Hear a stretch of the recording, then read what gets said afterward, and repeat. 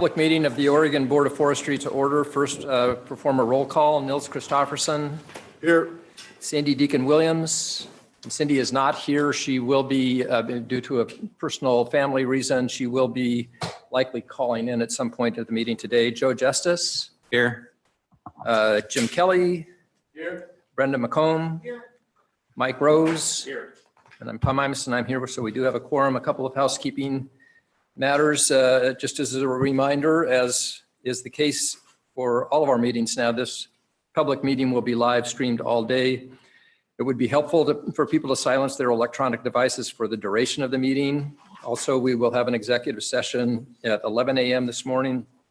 Purpose of the session will be to confer with legal counsel regarding information that is exempt by law from public inspection and the board's rights and duties related to current litigation or litigation likely to be filed.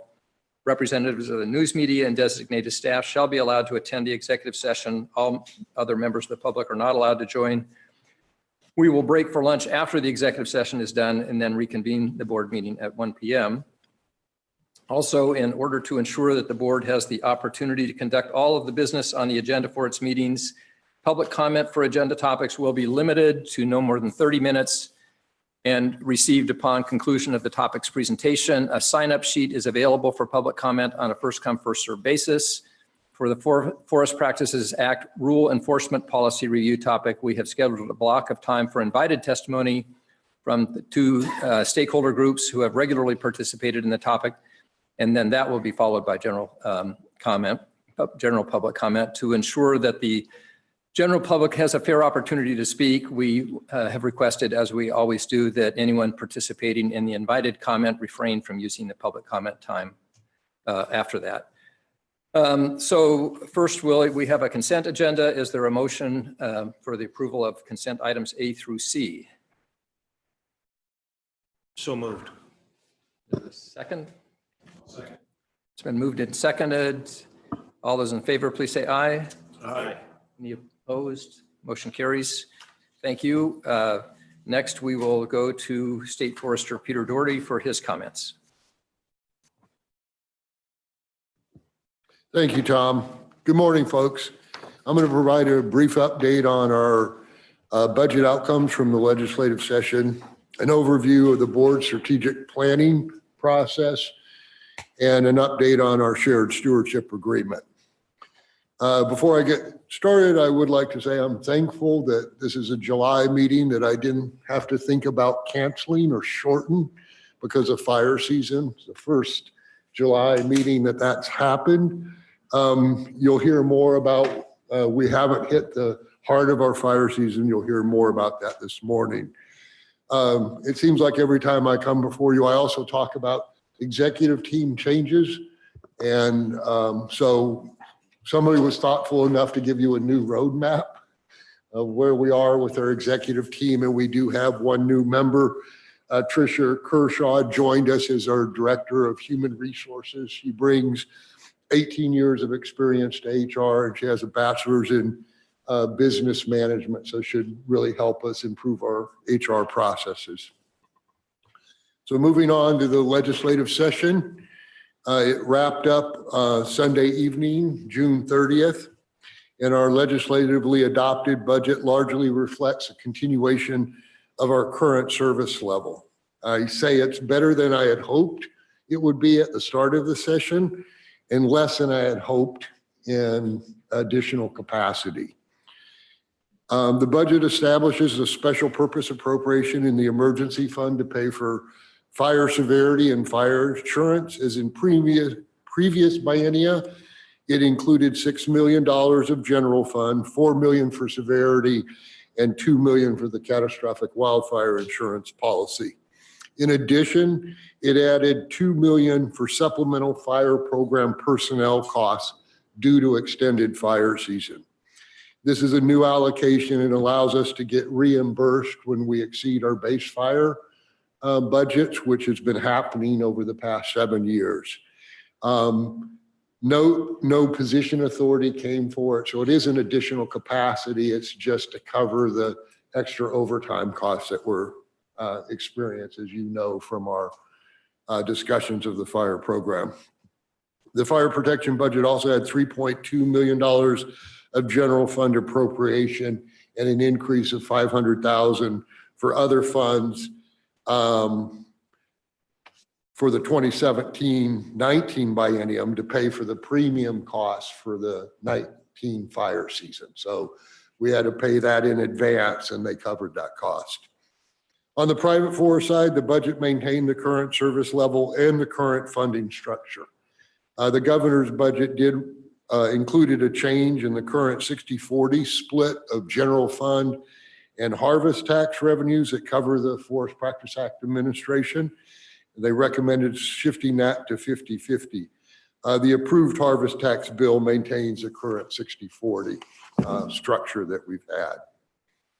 For agency administration, the budget established 2 accountant positions to work on fire finance and FEMA collections, and a business improvement position to focus on systems modernization. These positions were largely created using existing vacancies and by utilizing line items on our reduction list. The restructuring, though, will improve our capacity to address fire financial processing. So that was nice. The bright side of the budget came in state forest. The budget included the necessary position adjustments to fully implement one of State Forest Division's largest business improvement projects. The division is making strategic changes to the way it accomplishes its core business and priority initiatives to increase efficiency. The position adjustments will allow the division to finish organizing its workforce around those business changes, resulting in a more nimble, efficient workforce. The budget also included the necessary authorization to fully implement log sort sales on state forest. Again, good news on the state forest financial viability front.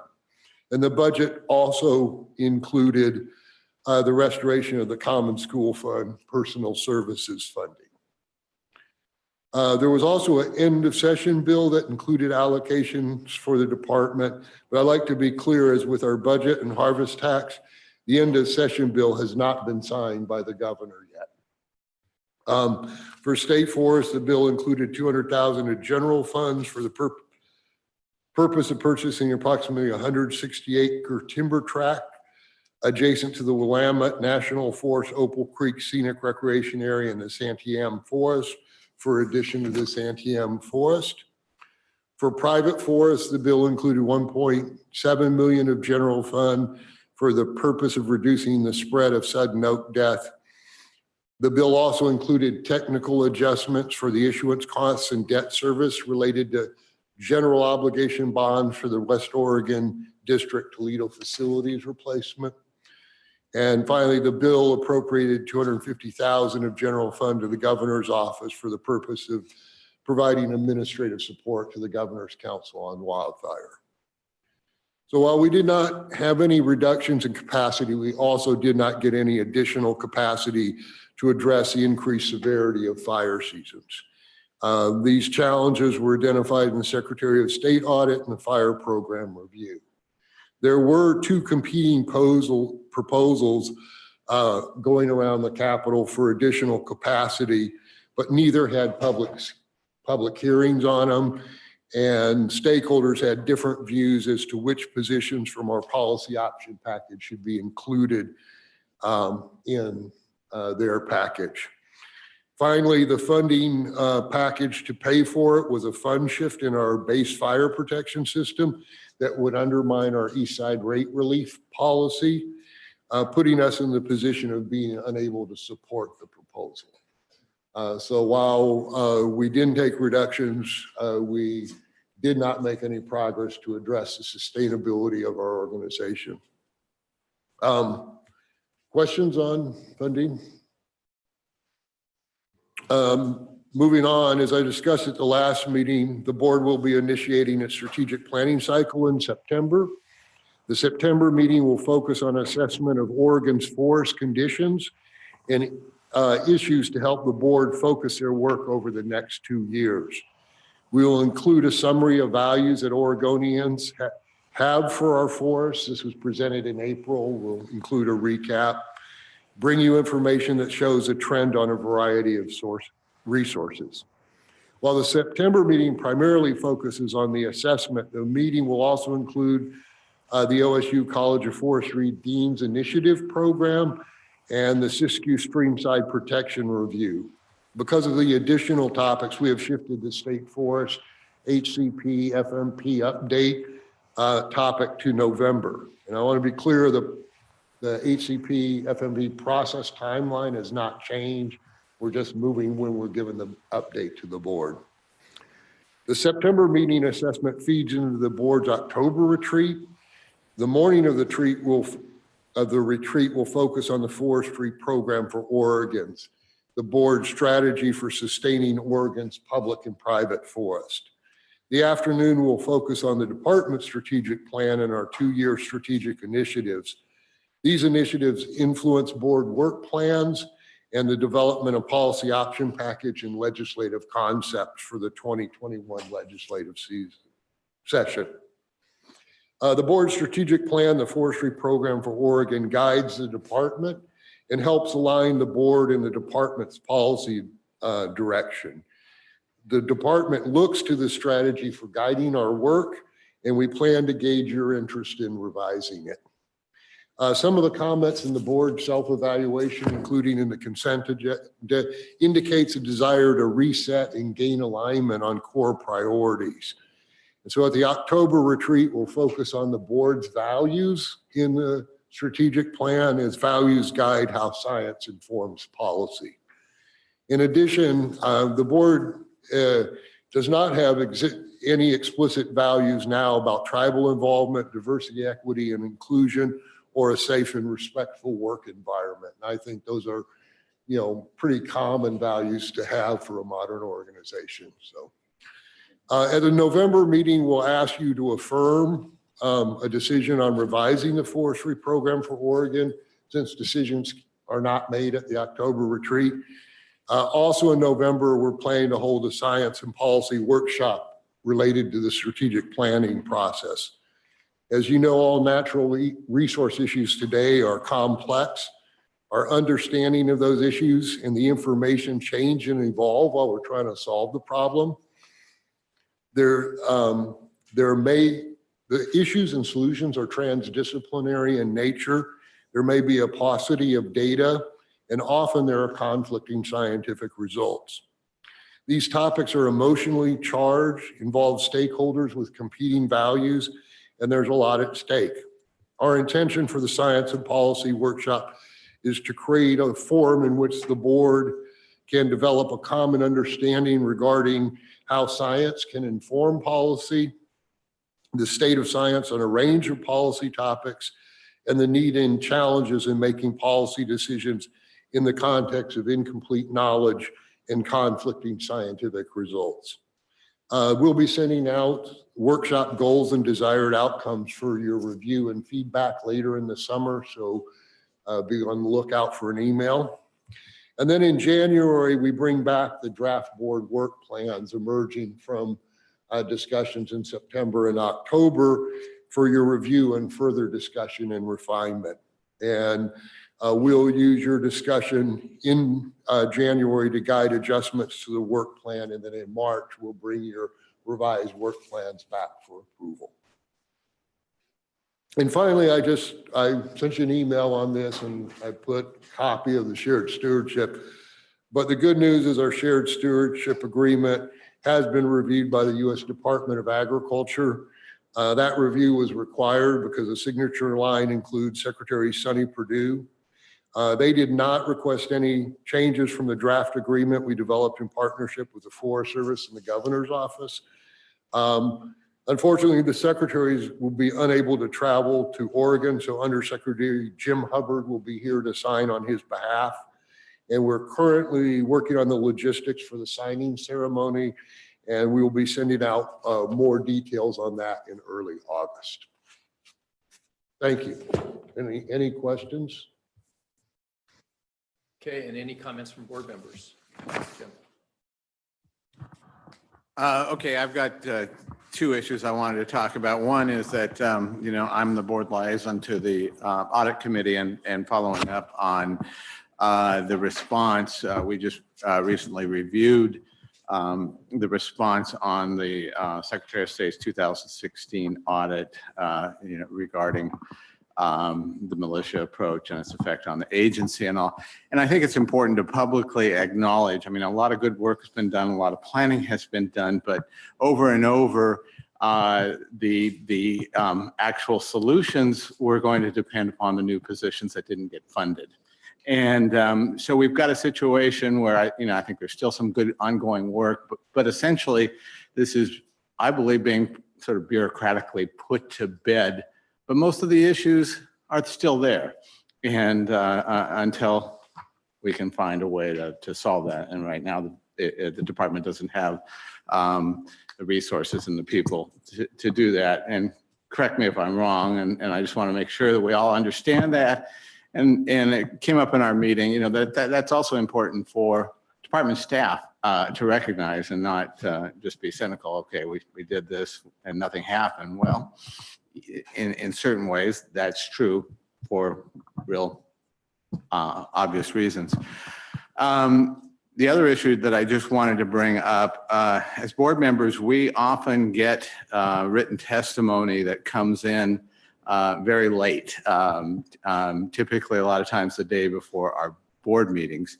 Now, if that's a 1 or 2 page document and it gets to us, we may have a chance to read it and digest it, or sometimes just glance at it. This is common. It's kind of a frustrating occurrence, but a common occurrence. And sometimes the same testimony is then covered in person, and that's fine. Last night, well, apparently yesterday, OFIC through Stoll Reeves Law Firm got to us a 36-page, essentially almost legal document that was delivered to me, and I assume my fellow board members, at 8:36 last night. And I think Hillary and staff here did all they could, as they always do. I, as a former business person and somebody who has been members of business groups and also formed a business group at one point, I would be hopping mad if I was an OFIC member, because everybody deserves a voice, and for us as board members to be able to review both sides of these arguments. And if you're an OFIC member, you paid a lot of money. Stoll Reeves is a great firm, I'm sure, to get that document that none of us, I assume, have had a chance to do anything but maybe quickly scan. So it's one thing to give us a 1-pager at the last minute. It's a whole nother thing to give a 36-page document. So I know I sound like a scold, and I guess I am one today. So for there. I would like to respond to your first comment. Yeah, that's why I highlighted the fact that we had no additions to address that capacity issue. That will remain forefront, and going into September and October, and particularly the October retreat where you prioritize initiatives and policy option packages, that's where we can have a really good discussion on strategies for moving forward and how do we want to move forward. And so I appreciate you wanting to keep that at the forefront of the discussion. Joe. Yeah, just a real quick update for the board. I got a chance for the first time to attend the EQC meeting in Enterprise last week, and I was introduced to that commission. I'm the liaison from this board to that commission, so that was a great chance to meet with those folks close to my home, which was convenient. And I met separately with Wade Mosby, who's their liaison to our board, and we spoke about the SISCU's work, the work of this board, and the process that we're working together in related to the SISCU. So I just wanted to give the board just an update that I'm engaging that process and engaging that commission. Thanks. Brenda? Yeah, very briefly, last week I attended my first OWEB board meeting in Klamath Falls and found it to be a day and a half of really excellent discussion, collaboration, multi-agency issues, many of which interfaced with issues that we deal with here on this board. So I just found it to be a really excellent experience. Thank you. We also have 10 people who have signed up for public testimony. This is the time we take for folks who are appearing here not on an item on our agenda. So to accommodate everybody, I hope you will summarize your comments this morning, and in no case go longer than 3 minutes, and we'll help you with that because there will be a light that is green, and then it's going to turn yellow saying it's almost time, and then red, at which point we'll need to move along. So we have 10 people. We'll take you 5 at a time. The first 5 are Glenna Gray, Barbara Rippy, Craig Mackey, Jay Halliday, and Justin Price. If you'd like to all come forward.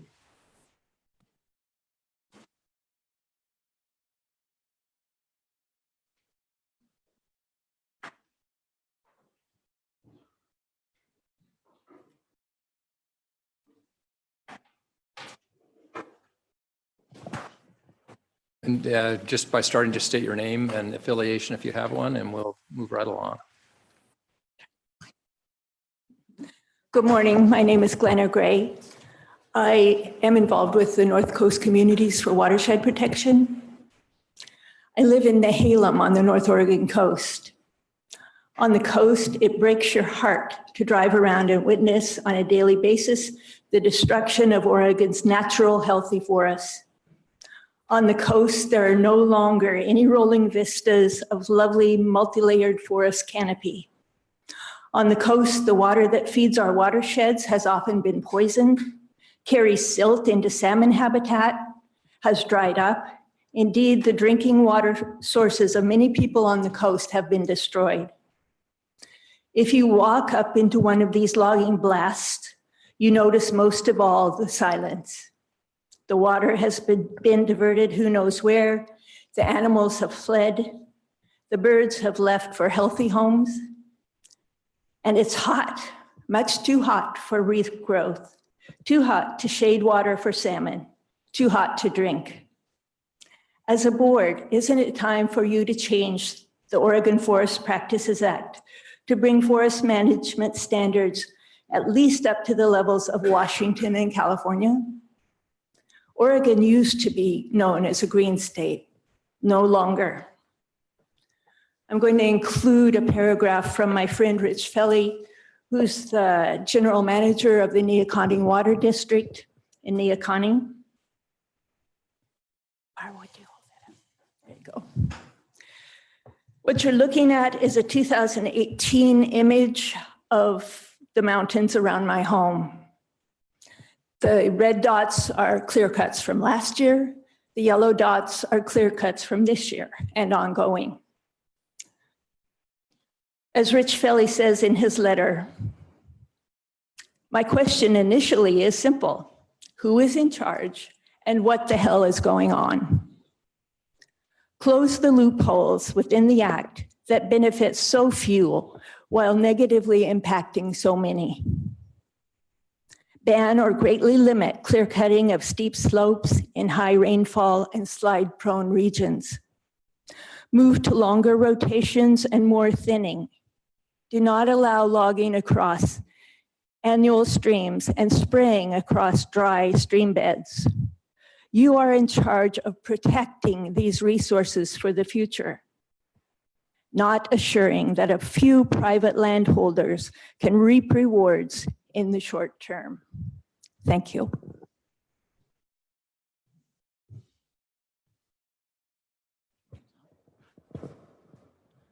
My name is Barbara Rippy, and I too am from the North Coast Communities for Watershed Protection. And you talked about values. Well, we're all up here because we're Oregonians, and we're speaking about our values.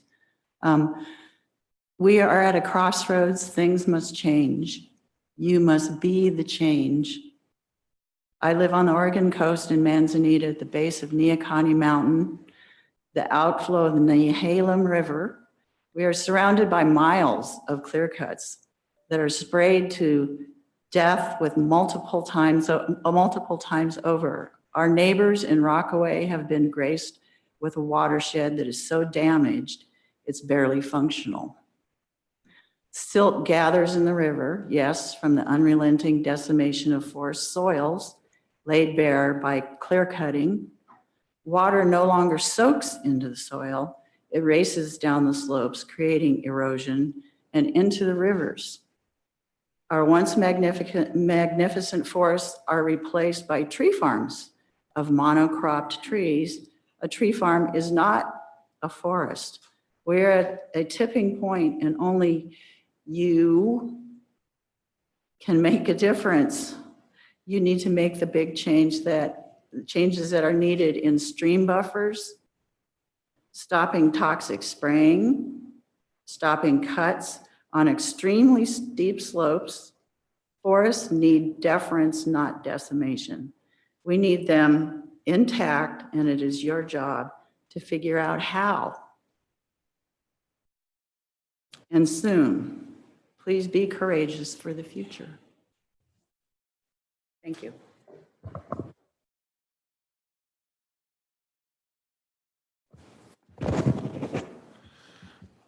My name is Craig Mackey, and I also live in the Halem Watershed District. But I'm going to go off on a different topic. We live in one of the most beautiful states in the Union and one of the most beautiful places on earth. People come from all over to join Oregonians in one of our favorite pastimes, camping. One can hardly find an open campsite in the summer. A month ago, I made reservations at a small Tillamook County campground, Whalen Island. It is small, quaint campground with few amenities, no electric, no water hookups, just a small rustic bathroom. It now costs $22 a night plus $11 reservation fee. To make the reservation for 2 nights come to $72. I'm a senior on a fixed income. My wife and I cannot afford to get on a plane to travel. I had not camped at Whalen Island for a number of years, so I was shocked at this fee. The state campgrounds in Oregon also charge around $35 a night to camp. So where does that leave seniors and people below the poverty level? And is this going to cause a great deal of illegal camping in our forests, creating added fire dangers and litter that is not patrolled or picked up? In the past few years, I've seen more and more people pull off the highway on 101 to sleep in the waysides at night. Is this also because our campground fees are now so high? And does the county have to incur more cost to patrol and clean up after these campers? I understand that costs have gone up and Tillamook County, as well as the state, has to charge more for camping. But I recently have learned that the timber industry has worked themselves into a position of paying very little to Oregon for cutting our forests. They have not paid any income tax since 2005 and only pay $2 per acre for cutting and property tax. And this money goes to OFRI, who channels it back to the timber industry for advertising, et cetera. Recently, a very nice glossy 3-fold brochure was passed around Tillamook County expounding the benefits of the timber industry. The only money we get from our forests is when the state of Oregon harvests one of your properties. The monies from that get split between the counties for county needs and the state for state expenses. For years, the forest industry did give part of their profits to run the schools and other county needs. Oh. Okay, what I'm asking is that some of this money goes back into the Oregon counties to help fund our schools, our roads, and our camping. Morning. My name is Jed Halliday, longtime resident of Oregon. Live permanently in the Portland area, and my wife and I have a family retreat out between Arcadia State Beach and Hug Point. Thanks for providing a forum where I can discuss the proposed ODF Norristown Heights timber sale. This decision was made to sell timber rights of this 77-acre parcel known as Norristown Heights. My testimony follows an email that I sent to you on July 7th. So hopefully I won't be going over. You've had time to look at that. I won't be going over other things. I have some other similarly affected neighbors testifying at the Forest Trust Land Advisory Committee later today. We are asking that this sale be postponed for 12 months. The parcel in question is right next to Highway 101, right between Arcadia State Park and Hug Point. On any weekend, you'll find these parking lots full of Oregonians and non-residents enjoying what Travel Oregon talks about as Oregon, one of Oregon's 7 natural wonders, and that's the forested area along our north coast. Despite the statements of this organization about transparency and openness and inclusion, the only way a citizen could find out that this work was underway was by reading every press release from an obscure state website.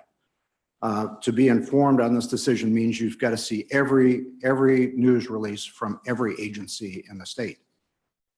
I'm a property owner directly west of the proposed sale and clear-cut area. Despite the fact that I've been an owner of that property for some time, and the fact that we were granted water rights in 1974 by the state, we had no direct contact with the ODF until July 17th, despite the fact that there could be generational changes to the environmental balance. We could have landslides on 101 and onto my property. The fact that it could damage our sole water source, and the fact that I do have water rights means that having been contacted by the ODF not until July 17th puts us right in front of when the sale might happen. The public comment period ended May 2nd. I was informed of this potential sale and clear cut third hand from a neighbor.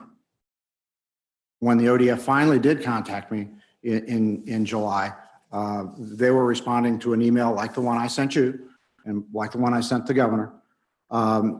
We are asking that this be postponed for a year so that we can understand what really is going on, what research ODF has done in terms of the impact potentially on our water supply and on the ecological balance of this particular property.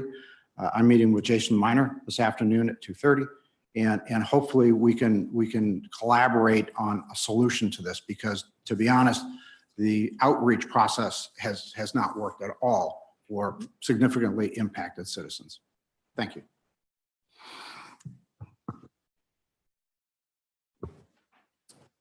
Thank you, Chairman Iverson and State Forest Authority. My name is Justin Price, and I reside at Mystic Lane in Eugene, Oregon. I'm here to speak with you about the role Disciples of Dirt fulfills in the community regarding forestry, forest management, and community connections. I'm a board member of the Disciples of Dirt and serve as the treasurer of this organization. The Disciples of Dirt is a mountain bike club boasting members from all over the Pacific Northwest and beyond. We focus our efforts within Oregon's southern Willamette Valley. Our club was founded, and the majority of our membership live and reside in this region. Our members share a passion for mountain biking. The Disciples of Dirt are well known within the community for being stewards of our local trails and companions, and champions for improved trail access for cyclists. The Disciples of Dirt is also a tax-exempt 501c3 nonprofit organization. We provide volunteer hours for trail work for the region. As of this morning, we've logged more than 2,700 hours of labor within our region of care.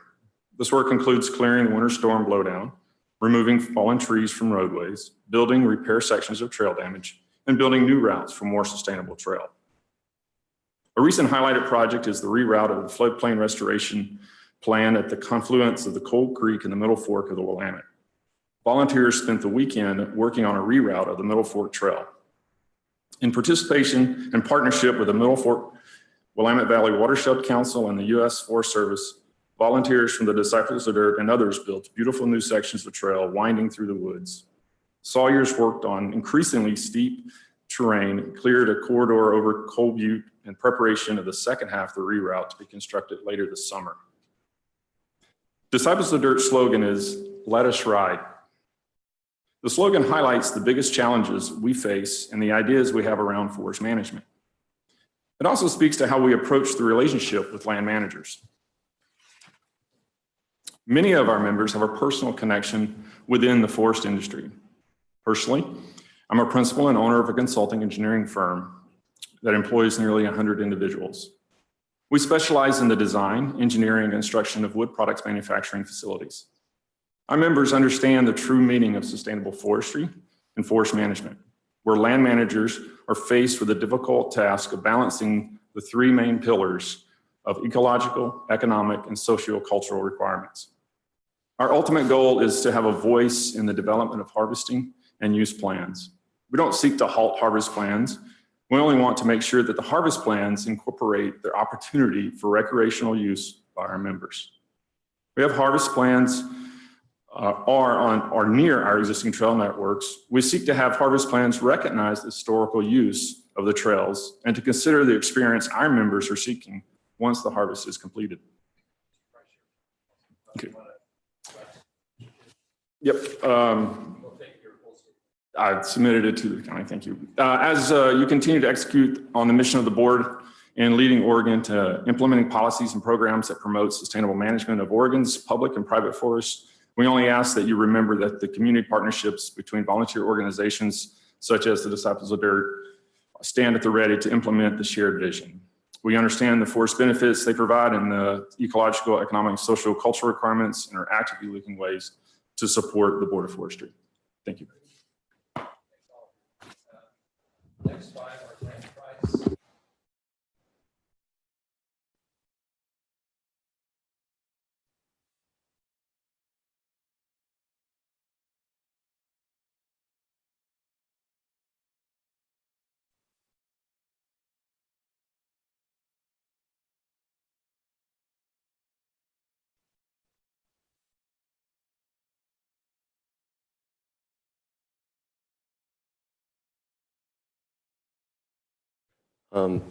First, I would like to thank you, Chairman and State Forester, for having us today and letting us say our views. My name is Grant Price, and I reside at Mystic Lane in Eugene, Oregon.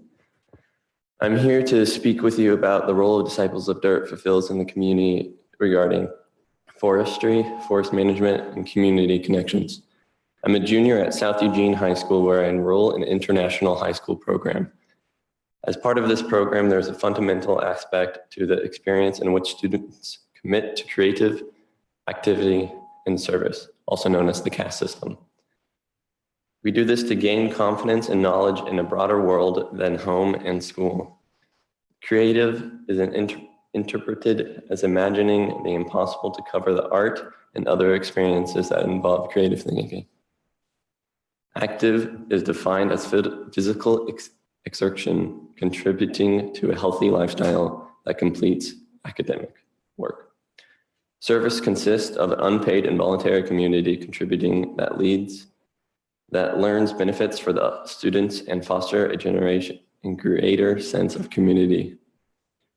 My photography and landscape of nature inspires me to create inspires me for a creative portion of this learning experience. My recent competition of the Oregon 24-hour mountain bike race gained me experience along the BLM trails and roads in the Bend area.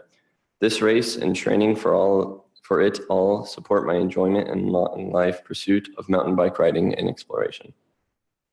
For my service portion of this curriculum, I volunteer my time to support the Disciples of Dirt trail work and events. The Disciples of Dirt Mountain Bike Club allows me to understand the efforts, time, and energy that is often overlooked by casual trail users. The trail work parties provide me an opportunity to give back to the community, not just for my own interests, but for the interest of others. Most of the trail work we do are on multi-use trails, which provides access to hikers, equestrian. There we go. And occasionally OHV users. As a member of the trail work and cycling community, I would like to say thank you to the Board of the Forestry for listening to my opinions.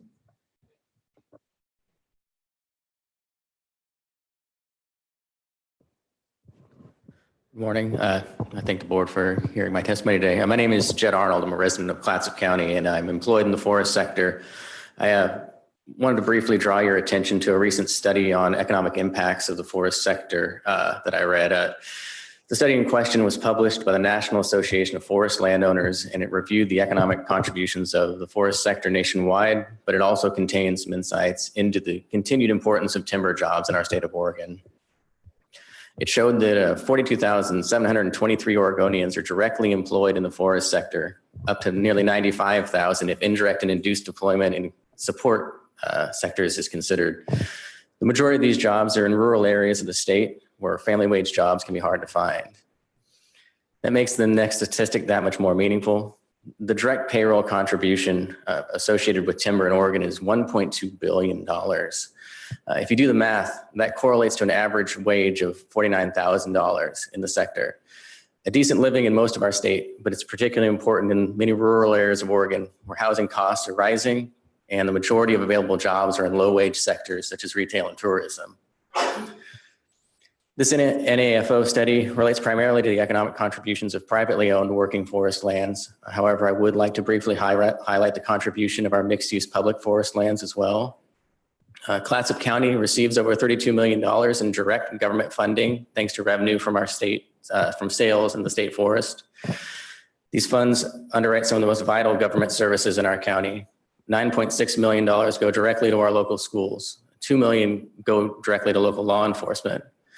All of this is to say that the forest sector remains a vital part of many rural communities' viability and livability, as well as in our entire state's economic health. We find the majority of rural county residents agree with this position. My employer, Hampton Lumber, recently conducted a survey of public perceptions on the North Coast of the forest sector and found that only 12% of respondents supported decreasing current harvest rates or ending forest practices in our state forests. Further, 72% viewed continued harvest in the state forest as critical to maintaining our local sawmills and the jobs those sawmills provide. Thank you.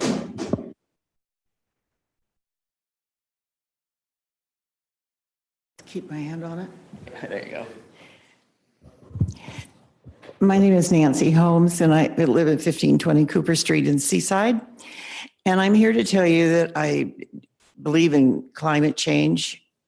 I believe it is real, and I think it is affecting our lives and will do so even more so in the future. Oregon has a reputation for having the best forest practices act in the nation. And even though a lot of people believe that to be true, maybe Oregon does not have the best practices. I urge you to take the upcoming Oregon Forest Water Protection Act seriously. And I urge you to be clear in the information that in how you handle this and that you give to your associates. And I say this because things are getting a little hot, and that's not a pun, in our communities on the North Coast.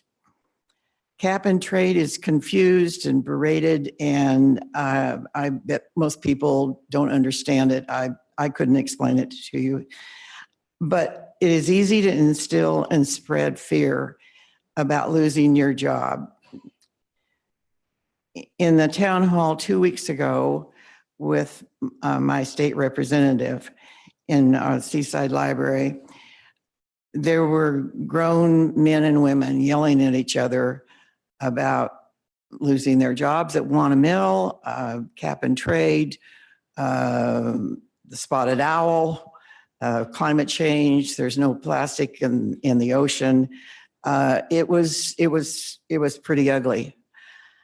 Newspaper accounts say that most of the group adjourned to another city hall in another city, not Seaside, and that it's probably part of the timber unity crowd that is well organized.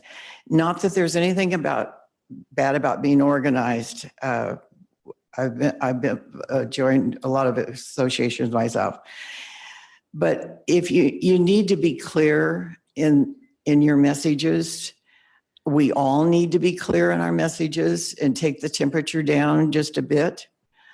I want you to consider the water part, especially with this upcoming Forest Water Protection Act that will be introduced. In my part of the world, my watershed is threatened because it's easier to sell off the lumber than to take care of the trees and pay for the land with trees on them. So that's my word. Part of oops, I'm through. Thank you.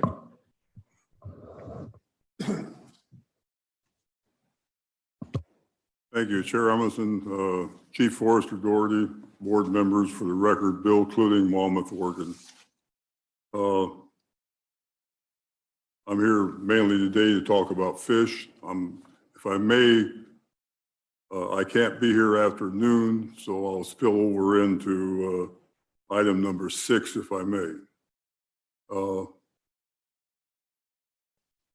a few years ago, I was the first one to testify at the Oregon State Capitol on the double-crested cormorant and the problem that bird was creating in the Northwest. Literally millions and millions of small smolts was getting ate because of these birds. It took years to finally, when you go through Federal Fish and Wildlife, NOAA, Oregon Fish and Wildlife, Washington Fish and Wildlife, the Endangered Species Act, the whole bit, they finally put a program together to solve this double-crested cormorant problem. And I thought we did a good job, except now we know the survivors of these double-crested cormorants, when they finally broke up this 30 and 40,000 pairs, what they did, they went back to these small coastal streams. Now, I can tell you that Oregon has some of the prime habitat for raising fish, whether it's ocean going or local fish. What we've created now is when these smolts, we can hatch that egg out. We can hatch that egg. We can raise that smolt. But when that smolt starts downstream, that's when the problem starts. Now, when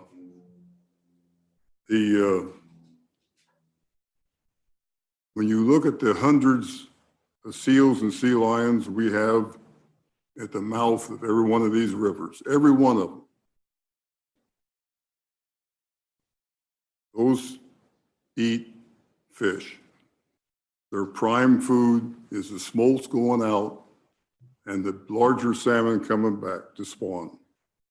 Now we're talking steelhead also. What happens, we can't get those adult fish back to Oregon. We have to get those fish back to Oregon into our streams so they can lay the eggs to start the whole cycle again. So I'll stop right there. Thank you.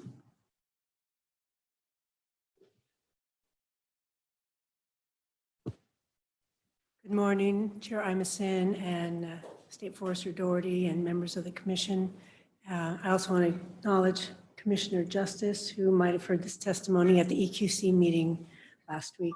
My name, for the record, is Lisa Arkin. I'm the Executive Director of Beyond Toxics, a statewide environmental health and justice organization. And I come to you today to discuss the matter of herbicide spray on state forest lands that overlap with designated protected drinking watersheds. And you have in your packet this report here, which I'll refer to. So based on a public records request we did to the Department of Forestry, we received records that indicate that ODF makes common practice of spraying herbicides on land that overlaps with protected drinking watersheds and may impact drinking water for thousands of Oregonians. The majority of these clear cuts are treated with a tank mix of herbicides sprayed from helicopters. About 19,000 acres were sprayed in the Tillamook State Forest alone, and we've just submitted a case study on the Tillamook Forest. I'd like to say that I hope that you will invite me back at another time to put this topic on your agenda so I can present a more comprehensive and detailed report than I can today. About 76% of those 19,000 acres were aerially sprayed, and the other remaining 24% were ground sprayed. They all involved a tank mix of 3 to 5 chemicals. These lands that are overlapping are identified by the Department of Environmental Quality and Oregon Health Authority as designated protected drinking watersheds, and they recommend a 1,000-foot buffer to protect these streams. Under the Oregon Forest Practices Act, which is used to manage these forests, there's only a 60-foot protective buffer to protect drinking water streams. In brief, you might want to check out the maps in this report that give you more detail about where the sprays occur and what is being used. We recommend that the Board of Forestry adopt regulations to end herbicide sprays on state forest lands that overlap with protected drinking watersheds and phase out all aerial sprays on state forest lands because of the impacts from drift, volatilization, and runoff. I hope that I'll be able to present more detailed information to you at a future date. Thank you very much.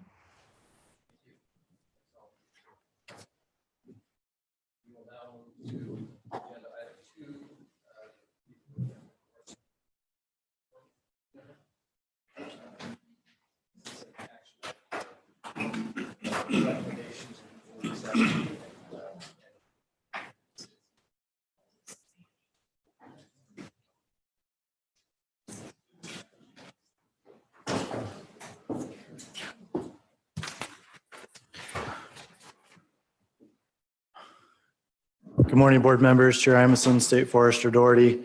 I'm Kyle Abraham, and I serve as my first meeting as the Division Chief for Private Forests. Thanks for your time today. I'm pleased to be here with Evan Barnes, Chair for the Committee for Family Forest Lands, and also the Southwest Landowner Representative, and Barrett Brown, newly appointed member, based on your consent agenda item approval this morning, and the Northwest Landowner Representative. They will tell you more about their properties and key topics the committee has taken a keen interest on in a moment. But as you know, the Committee for Family Forest Lands is one of your standing advisory committees.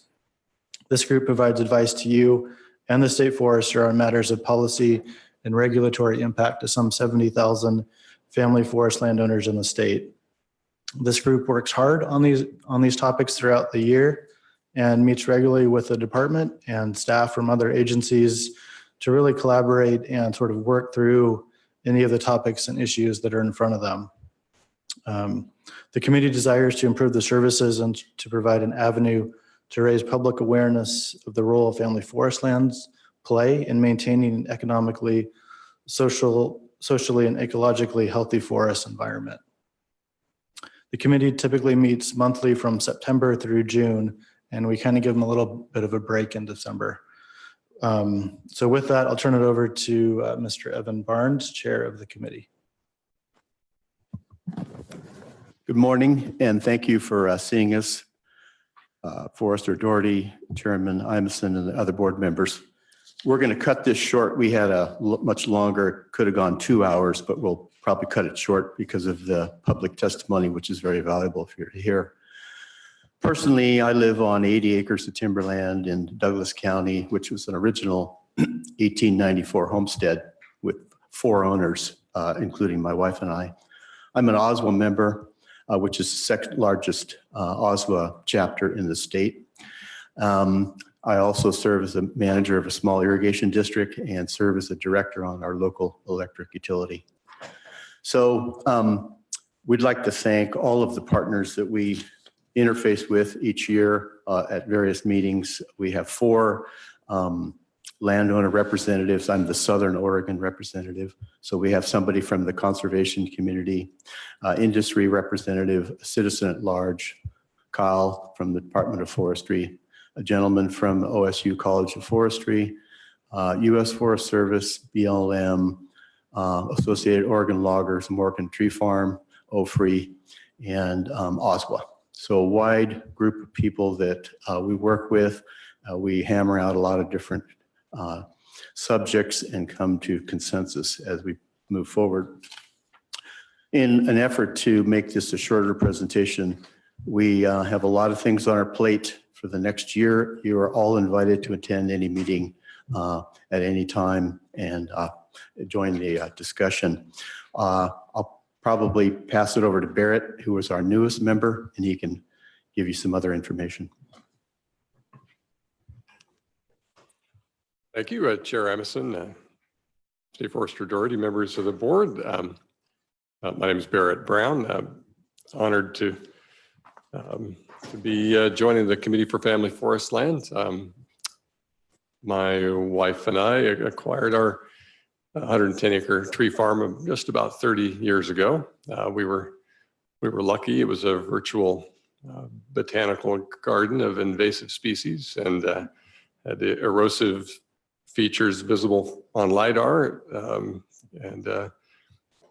reason we were lucky is that no one else wanted it. That's the way a young family could afford it.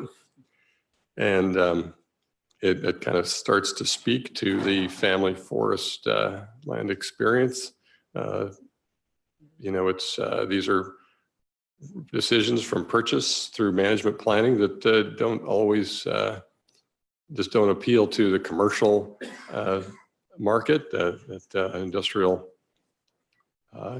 decision making. It just doesn't make a lot of economic sense sometimes, and that speaks to the rather diverse values that family forest lands engage with. We're not a monolithic group, certainly. We range a really broad spectrum of interests, the family forest community. For my part, I don't join this committee and come to you to advocate for 113-foot setback versus 117. Mainly for my part, it's going to be about trying to connect you as closely as possible with the experiences and the lives of the family forest landowner, and help you deliberate with the awareness of the experience and deliberations and research that we do as a committee as you do your work. Also, prior to my tenure, our committee did prepare a presentation to you on the Siskiyou riparian review process. I'd commend it to your attention, and look forward, as Evan said, to engaging the board even more than in the past, and definitely would encourage through the chair to have somebody stop by when possible, and it'd be great to have you. So, thank you. So to just a couple of highlights, which we have many, and we've submitted the 14-page annual report to you with all of our different activities. Could highlight a couple of things. OSWA, our Oregon Small Woodlands Association, Jim James and the committee came up with House Bill 2469 this year. It was rather quick, as I hear how legislation gets passed in this state. I was at this board twice and went over to the Capitol and testified in front of the House committee and the Senate committee. And then it was given a work session and went to the floor in both houses. And on June 6th of this year, the governor signed the bill, HB 2469. And unanimous So, votes, right, in both houses. pardon me? And you had unanimous votes in both the House and Senate. I believe so, yes. Yeah. Two votes. Yeah. Against. So we were particularly proud of that. So if you've got something you want us to get passed, bring it here and we'll do it. So part of this was succession. The biggest part was succession. You know, we see the fracturing of timberlands. I was telling a few people in the lobby earlier, so I bought timberland when I was 23 years old. I didn't know anything about it. So 44 years later, I've learned a few things. So fracturing of bigger pieces is what we see happening, and especially in the urban wildland interface. And that's where the fire, and Doug and Ron didn't tell me to dwell on this, but it's a big topic for us too. So we saw this as a way to bring people who were in line for succession, and the act shows the different people who are eligible, obviously family members, to succeed the original owners or current owners in ownership and management of these timberlands. And we see this as a way that they are not going to be fractured as much, and there will be somebody there to help suppress fires, manage the tree farm, and all of those things. So moving on, the very last item was the Governor's Council on wildfire. We have a member of our committee is on one of the subcommittees of that. And in the last part, you'll see a letter that our committee wrote to the chair of the Governor's Council on Wildfire that we thought that they should quicken the pace. And at the time that the letter was written in February, staff at different constituency, mainly some people from the small family land timberlands. So that said, if you have questions, I'd be happy to answer any of them.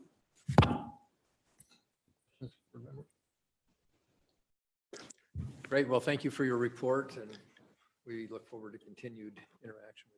Yeah, and Board Member Kelly, there was that last meeting did you read the book, The West on Fire? The West on Fire I gave you? Yeah, it's pretty amazing. It doesn't include the 2018 fire season, which is remarkable, which, as we saw, was pretty big. Well, thank you very much. And before you leave, maybe there is this is an action item, so is there a motion to approve the staff recommendation? Oh, there you go. Mike. Second. Seconds. Any discussion? All those in favor, please say aye. Aye. Any opposed? Motion carries. Thank you. Thanks for getting this back on time. The next item is the fire season update.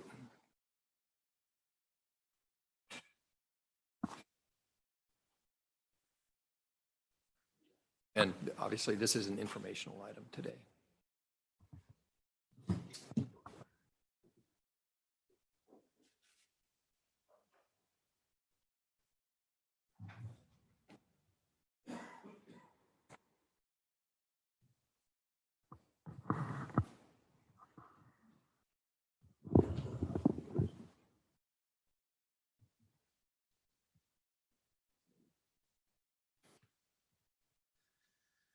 Good morning, Chair Emerson, members of the board, State Forest Authority. For the record, my name is Doug Graff. I serve as Chief of Fire Protection for the Department of Forestry. I appreciate the plug from the presentation in advance. We were planning to help keep on time, but we'll stick to a full presentation with the work there for a status update on the fire season 2019.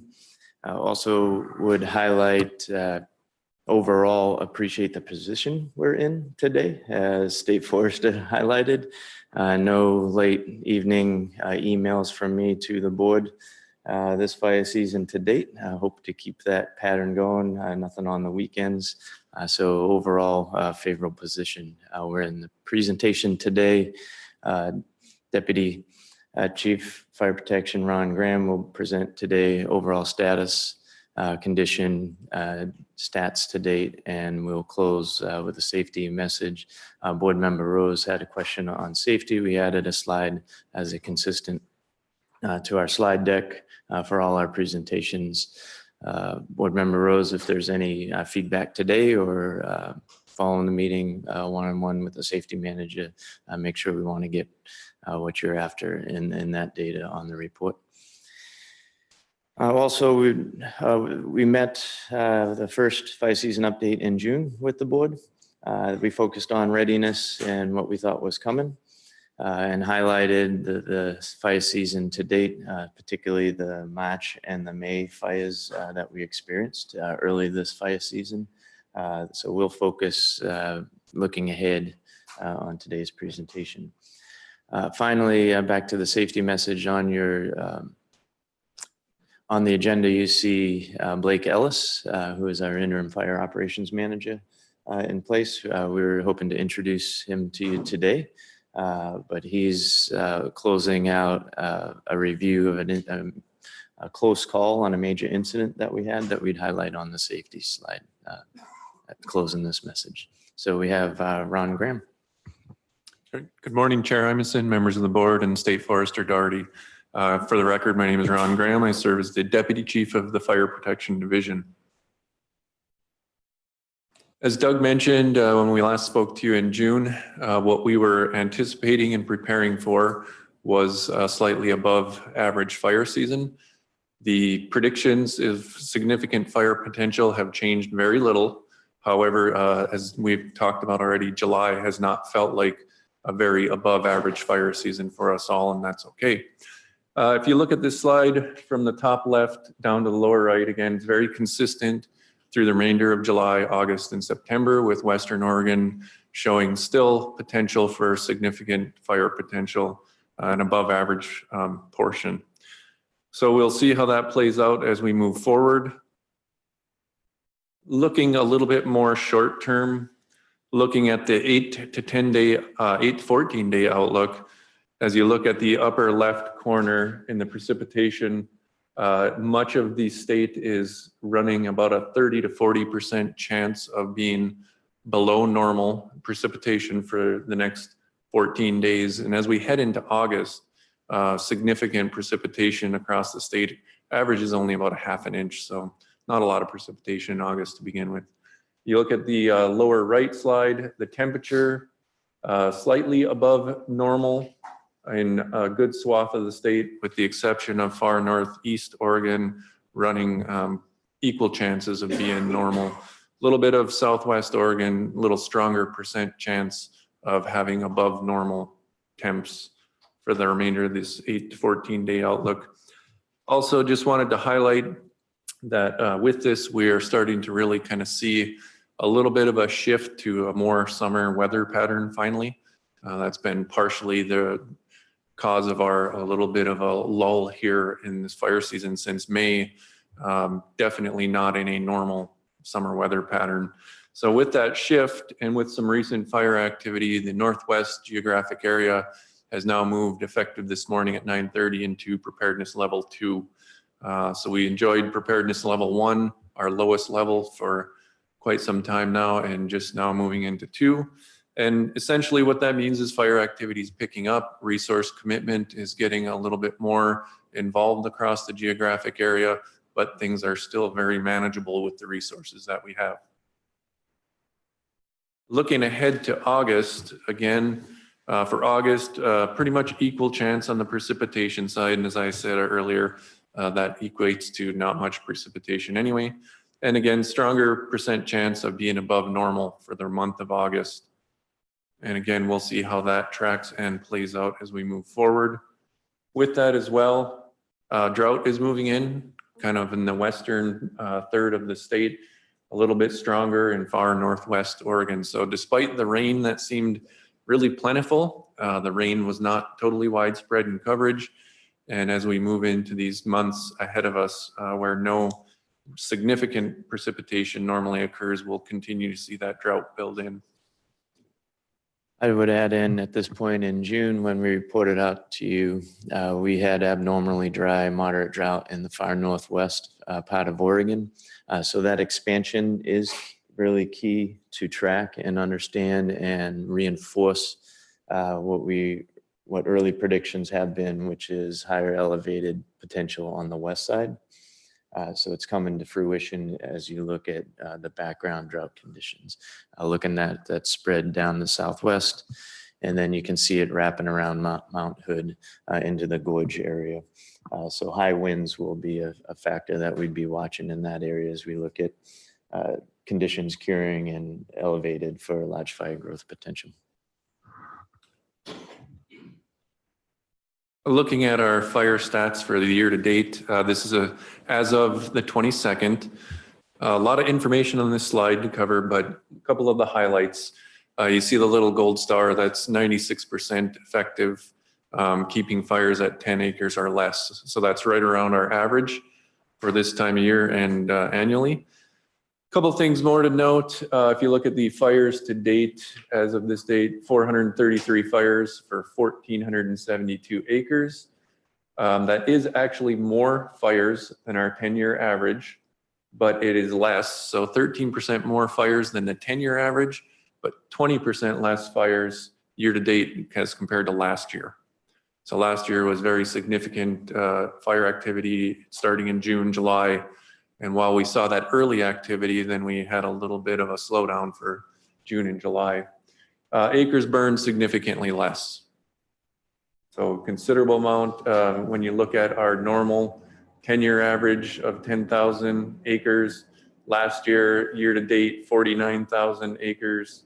This year, 1,472. So considerably less acres burned. Many of the fires have been kept very small. And I'll highlight some of that here going on. When we talked in June, we spoke about our readiness. Doug mentioned some of that. We had all of our seasonal firefighters on board. All districts are in fire season. We have 7-day staffing. And we've also brought on all of our severity contract aviation resources and our hand crew. Wanted to highlight the severity resources, and recently over in Eastern Oregon on the Conger fire near Monument, severity aircraft was heavily used. That fire was fairly inaccessible. One of the key things we do with severity aircraft is we buy ourselves time getting water and firefighters to remote fires while other ground resources can get there. And on the Conger fire, severity resources contributed significantly, keeping that fire at 55 acres. This could have easily been a large fire on the landscape. So without the use of those severity resources, we'd probably be talking about a large fire on ODF protection, possibly a team deployment. So the statewide briefing map, this is something we routinely show you. Usually, again, it's a little bit busier than this, but some of the highlights on the map are that year to date, we've had no ODF and incident management team deployments, no fire management assistant grant qualifying fires. There's been no Pacific Northwest interagency incident management team deployments in the state, and no Configuration Act deployments with the state fire marshals. So a lot of zeros across those significant factors on the fire season. However, we've had some notable fires. We've had about 5 fires on ODF protection that are over 100 acres or more, starting back in March, actually in April in Lakeview, March with the Santiam Park fire in North Cascade, May with the Medco B fire in Southwest Oregon, and then June, the Trojan fire in Western Oregon, and Days Coffee in the Douglas Forest Protection Association area. The largest fire, though, only 345 acres with the Medco B. So very significant decrease in large fire activity. As I mentioned, though, we are transitioning into that more summer-like pattern. We've seen 3 consecutive days of thunderstorms, fairly dry, producing lightning in Eastern Oregon, and that has produced quite an uptick in initial attack. But again, successful initial attack with our resources and our partners. Southeast Oregon, down around Jordan Valley, has seen a little bit of an uptick in activity on BLM rangelands. Some of those fires getting up to 2,500 acres. But again, plenty of resources right now to check those and keep them from becoming even bigger. So financially, what this equates to us is a lot of good news. Last year at the end of July, our gross fire costs were $43 million with net fire costs of $12 million. This year, as the end of June, which was all previous fiscal year fires, we closed out at $3,300,000 gross and $2,300,000 net expenditures.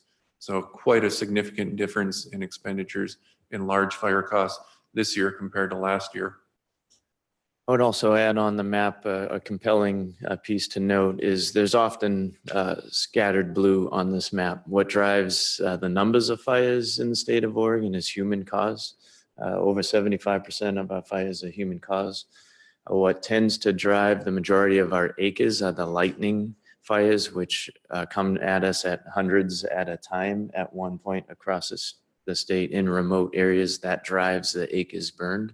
So one of the key issues to date, we haven't seen the dry lightning events that we've experienced in previous fire seasons. We've had lightning, they've come with moisture to date, and that's been a game changer in terms of acres burned and cost and resource loss and firefighters exposure at this point.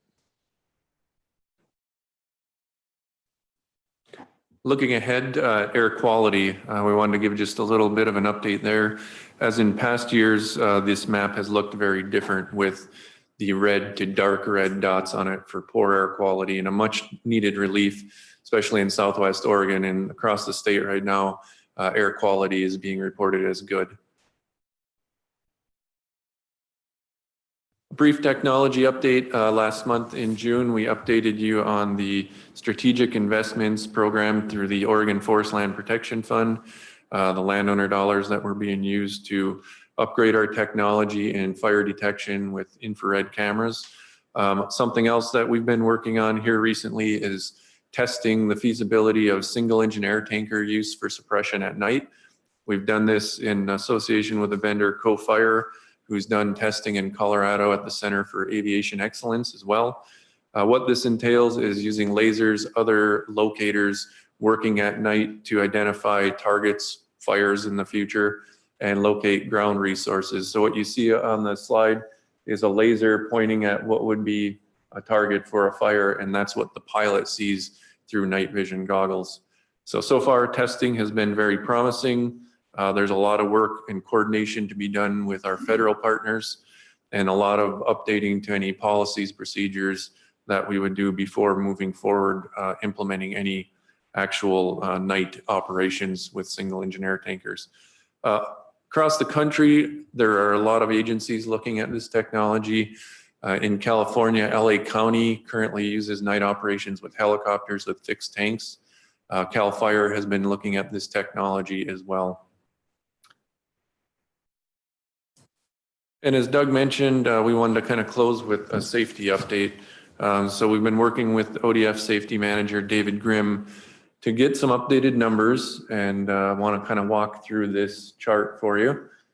This is looking at our fiscal years, and what you see is some of the total hours worked and then the incident rate. So total hours worked, incident rates in the blue. And what we typically see is that, and the total hours worked are in millions. So typically we see about an average of 9.5 injuries per 1.4 million hours worked. And what you see is that's fairly consistent across the fiscal years, even as the hours increased with exposure. And this is all work for the department. This is not just firefighting. This is all the work we do across the department. It does not include the 3 operating associations. So no data included for those folks in this.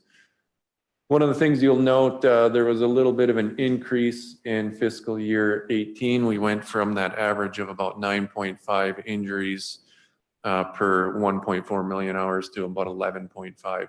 So it looks a little bit dramatic on the slide, but it wasn't a huge increase.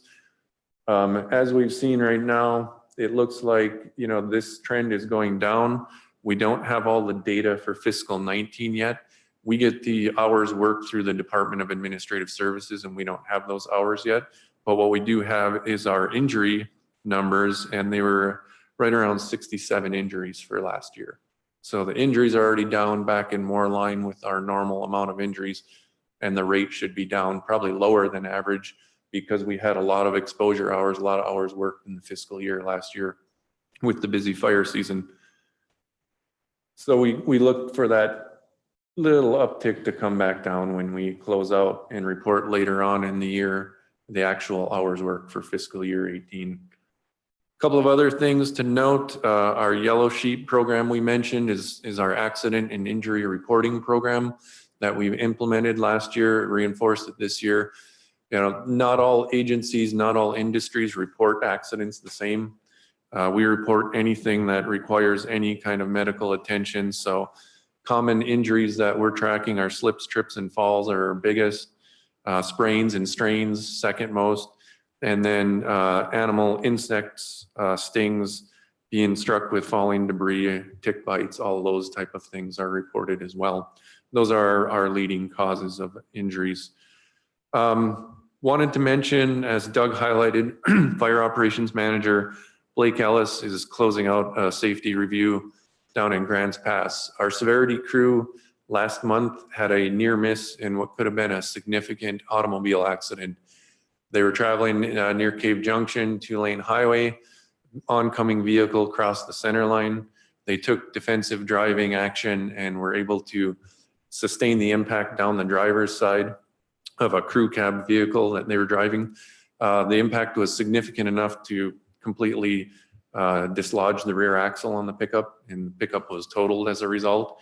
Fortunately, neither the driver in the oncoming car and the 3 ODF severity crew members were injured.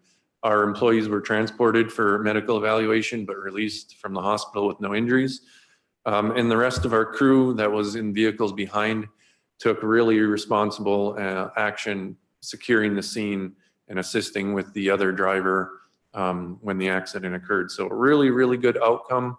The defensive driving program and the lessons learned, we created a driving video after some accidents in the 2017 fire season. So that training is obviously paying off and had a good outcome in what could have been significantly different. So as Chief Graff mentioned, we will continue to produce a safety update in our future fire season updates. And with that, I would close and we'll take any comments. Thanks, guys. Appreciate that. I think it's been nice this year. I haven't had, as a landowner, land manager, it's been nice having conversations with district foresters about where our resources are and where our logging, where our firefighting equipment is. So that's been very nice. But I do want to commend, I just got a, I got a call from Joe Hessel yesterday, moving into regulated closure. We're crossing that high fire threshold, ERCs and so on. And even though we're in a mild fire season, they're still maintaining that communication with landowners. It's really valuable, because what that does for us as a land manager is we go out, we touch base with our contract crews, which are out there with our equipment and with our logging force, and make sure that we're ready, and because we know that things can change at a moment's notice. So I just, even though we're in that mild season, it's still, it needs to be at the top of our minds what potentially can happen. So I appreciate that. Thank you. I've got a question.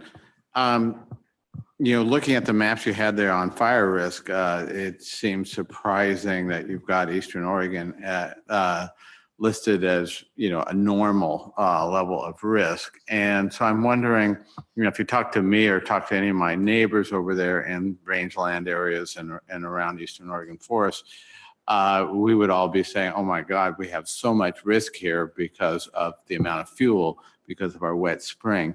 Is that not calculated into these maps? Is fuel on the ground in arid areas like where we are not part of that? Because it doesn't match the sort of the common sense locals view that we would have.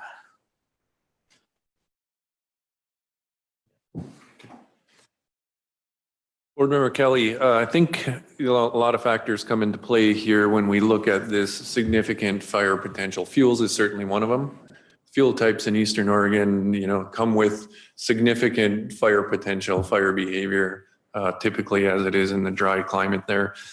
This is looking at several factors of weather, drought, long-term fuels and weather conditions, not just the actual static fuel condition on the ground. While it somewhat downplays the significant fire potential in Eastern Oregon, I think, again, it's looking at the fact that we're not seeing the heavy drought setting in as much in Eastern Oregon. The other factor, too, is these were released at the beginning of July. So the next update could show a different picture across Eastern Oregon, given the current conditions. I would also add the key message for Eastern Oregon is, locally, I think people recognize that's an elevated location for wildfire risk. And that's the normal condition in which exists on that east side. So this map indicates, where we look at above normal conditions. Yeah, I guess I would argue that you look at your methodology just a bit here because certainly the conditions that we see now were known by the end of May. So if it wasn't caught then, I doubt it's going to be caught July 1st because nothing has changed. All the moisture that created all that growth, that's all been well established. So anyhow, that's my comment. Thank you. Well, and so I'll just add in, whenever I talk about a normal fire season for Eastern Oregon, I remind people what a normal fire season for Eastern Oregon, because it is one of our it's our high fire districts over in all 3 districts in Eastern Oregon as well as Southern Oregon. So being normal isn't, great news. It'd be better if it was below normal then. State Forest Authority, I might add also a statistic for what is normal to give folks context. The data we provided today, 433 fires at 1,400 acres. That was on ODF protected lands, 16 million acres of forest and grazing lands across the state. When you consider all jurisdictions statewide on an annual basis at the end of fire season, we typically range from just over 2,000 fires with 500,000 acres burned is our 10-year average. So currently where we're at on statewide data is 770 fires. So we're getting close to half of our 10-year average statewide across all jurisdictions, and 4,000 acres burned, 4,400 acres burned. So statewide, we're looking outstanding compared to where we typically are, and the cost factor that Deputy Chief Ron Graham highlighted emphasizes that also. Yeah, just a point of clarification, and I appreciate Jim's question. So does this fire potential really focus in on the probability of ignition, or is it conflating ignition with fire size? I'm a little confused because it seems like there are 2 different probabilities there, correct? Right. This is not really indicative of number of starts. This is more indicative of large fire, significant fire potential. So once they get it going, then it's really Right. the size. Okay, thank you. And this is a predictive services tool at the National Center in Boise that provides where do we see nationally the greatest risk potential for catastrophic large fires. It's based on predictive models looking into the future also.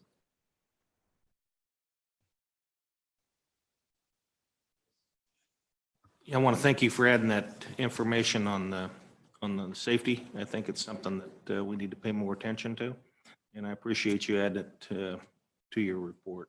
Thank you.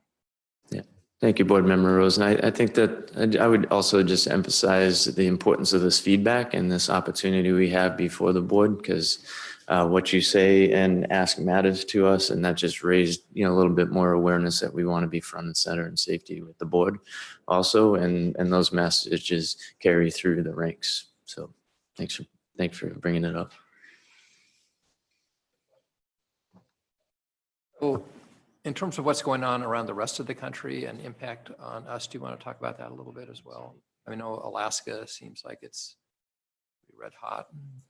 Yeah, Chair Emerson, Alaska has been really the center and focus of the activity across the country year to date. Alaska's burned well over 1.6 million acres already, and it's looking like that will continue for quite some time.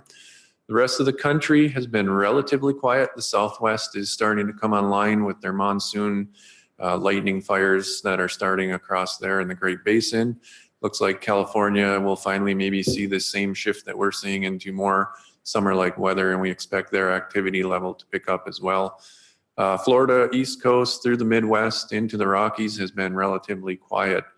The fire season in Alaska and our slow start has allowed us to provide several resources to aid Alaska through our Northwest Fire Compact.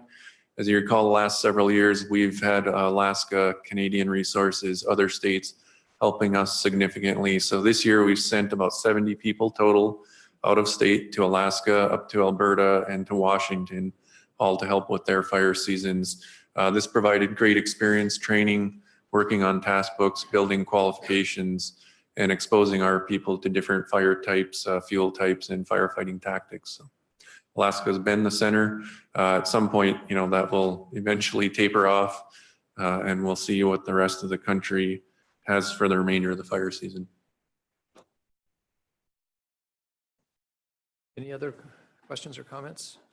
Okay, so we will take a break. We were set on the executive session at 11. I don't know whether we can probably stay. We could, okay. And that'll be in the Clatsop room. And again, that executive session will be for the purpose of conferring with legal counsel. So it's not something in which the public is able to participate. And then we will be reconvening in a public meeting at 1 o'clock. In this room, yeah. This room.